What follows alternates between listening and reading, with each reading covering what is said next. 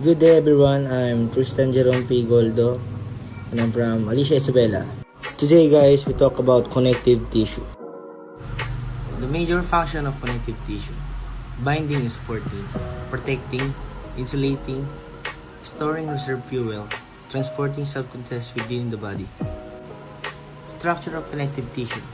Connective tissue has three main components: ground substance, fibers, cells. Three types of fibers are found in connective tissue. Collagen. Collagen fibers are fibrous proteins and are secreted into the extracellular space, and they provide high tensile strength to the matrix. Number 2. Elastic fibers. Elastic fibers are long, thin fibers that form branching network in the extracellular matrix. They help the connective tissue to stretch and recoil. Number 3. Reticular fibers. Reticular fibers are short, fine, collagenous fibers that can branch extensively to form a delicate network. Connective tissue is divided into four main categories: connective proper, cartilage, bone, and blood. Connective tissue proper has two subclasses, one loose and two dense. Loose connective tissue is divided into areolar, adipose, reticular, and dense connective tissue is divided into dense regular, dense irregular, and dense elastic. Areolar connective tissue. These tissues are widely distributed and serve as a universal packing material between other tissues. The function of areolar connective tissue include the support and binding of other tissue. It also helps defending against infection. When a body region is inflamed, the areolar tissue in the area soaks up the excess fluid as a sponge and affect area swell and becomes puffy, a condition called edema. Adipose tissue or body fat. Adipose tissue. Yellow adipose tissue in a paraffin section with lipids wash out. This is loose connective tissue composed of adipocytes. It is technically composed of roughly only 80% fat.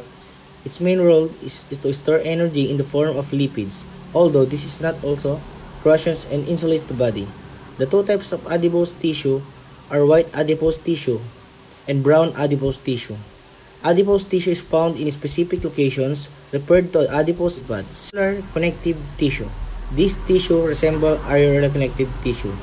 Dense regular connective tissue. This consists of closely packed bundles of collagen fibers running in the same direction.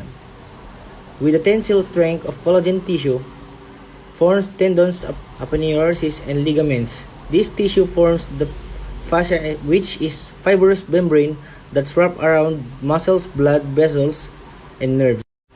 Dense irregular tissue. This has the same structural elements as a dense regular tissue, but the bundles of collagen fibers are much thicker and arranged irregularly. Elastic connective tissue. The main fibers that form tissue are elastic in nature. Cartilage. This is flexible connective tissue found in many areas in the bodies of humans and other animals, including the joints between bones, the rib cage, the ear, nose, elbow, knee, ankle, bronchial tubes, and their intervertebral disc. Cartilage is composed of specialized cells called chondroblasts, and unlike other connective tissues, cartilage does not contain blood vessels. Cartilage tissue is classified in three types: thick cartilage, hyaline cartilage, and fibrocartilage, which differ in the relative amounts of these three main components. In this picture show the cartilage, bone cartilage, ligament cartilage, synovial destruction of cartilage, synovial inflammation. Cartilage is a type of connective tissue. Many are familiar with the flexible tissue that makes up our nose and ears. Cartilage is strong due to collagen fibers within its matrix, and it's resilient due to a gel matrix. Cartilage is also found in the body as corrosion within the skeletal system. Elastic cartilage. This is similar to hyaline cartilage but is more elastic in nature. Hyaline cartilage. This is the most abundant of all cartilage in the body. Its matrix appears transparent, glassy when viewed under a microscope.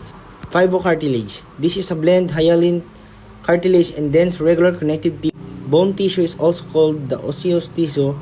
The osseous tissue is relatively hard and lightweight in nature. Bones. Bones are the fourth example of connective tissue. Bones are made up of different types of connective tissue. Long bone. Blood. This is considered specialized for connective tissue. Blood is bodily fluid in animals that delivers necessary substances such as nutrients and oxygen.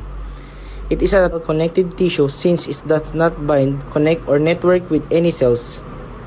It is made of blood cells and it's surrounded by a non-living fluid called plasma. I am Mercy Hart J. Iniego, and today we will tackle about muscle tissue. So, what is muscle tissue? It is composed of cells that have the ability to shorten or contract in order to produce movement of body parts.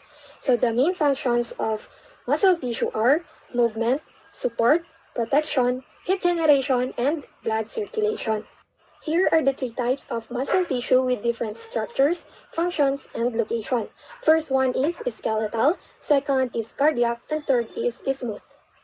Skeletal muscle tissue is a voluntary control, which means the movement can be controlled. So it is muscle fiber long, cylindrical cell, multinucleate cells or has many cells, obvious striations or it has stripe-like visual features. Its function is to enable humans to move, or it pull bones and skin. Also, it protects the vital organs of the body. And its location is it is attached to the bones by tendons and they produce all the movements of the body parts. Next is cardiac muscle tissue, which is involuntary control. That means the movement cannot be controlled. It is cylindrical but shorter in length than skeletal. Also, it is uninucleate cell or has one cell and striated or has striped structure. So its function is it contracts the heart to pump blood for the blood circulation and is located only in the walls of the heart. And the last one is smooth muscle, which is involuntary control, and that means the movement cannot be controlled. It is spindle-shaped and has nuclei in the center of the cell. Cells are arranged closely to form sheets and has no striations. Its function is to propel substances along internal passageways, or it pushes or moves foodstuffs, urine, and baby. And it is located mostly in the walls of hollow organs such intestines, uterus, and stomach. Good day everyone! I'm Mary Rose Carrera. So today we talk about nervous tissue. First, let's find out what nervous tissue is. From the definition itself, nerve tissue is made up of nerve cells and called neurons. Neurons are composed of a cell body where you find the nucleus, dendrites, and axons. Nerve tissue allows the brain to communicate with the rest of the body. So we have a human body. Human body is a system that controls thinking, feelings, unlearning, unremembering, baby talk, and movement, the beating of our heart, and the digestion of your food. In our body, it is the brain which controls all the decisions we make along with us the spinal cord. Brain makes all decisions at a speed of 268 miles per hour, which is faster than on F1 racing car. And what does the spinal cord do? Spinal cord is the only way through which the rest of our body is connected to our brain, enhances us as the pathway, which regulates and decides the necessary action to be carried out. The brain and the spinal cord is centrally located. And we have nervous system. It can help all the parts of the body to communicate with each other. So I will give you an example. So we have here a hot cup noodles. If we happen to touch it, this connection will sense the heat and send message to the brain. And the brain sends a message back telling the muscle in your hand to pull away. So that is an example of nervous system. Is nerves. So what is nerves? Nerves is the connection of our body. They have a long strand like fibers. The nerve fibers, it is a message or a signal that travels to and fro from the brain by the nerve fibers. It's called impulse. And how does nerve impulse pass through this long strand and reach its destination? So, The nerve fibers is necessarily made of small units that connected to each other, and the signal passes by all these units. The unit is actually a cell. Many nerve tissue are made of nerve cells, which called neurons. Neurons. Their job is to transmit electrical signal throughout the body. They allow your brain to communicate to your body. And we have 4 parts of neurons. The first one is cell body. Cell body contains the nucleus and other organelles like ribosome and mitochondria. And the second one is dendrites. Dendrites receive electronical signal from other neurons. And the third one, axon, is the part of the neuron that transmit electrical impulse be received by other neurons. And in the end of axon, we have axon terminal. Axon terminal that communicate in the dendrites of other cell.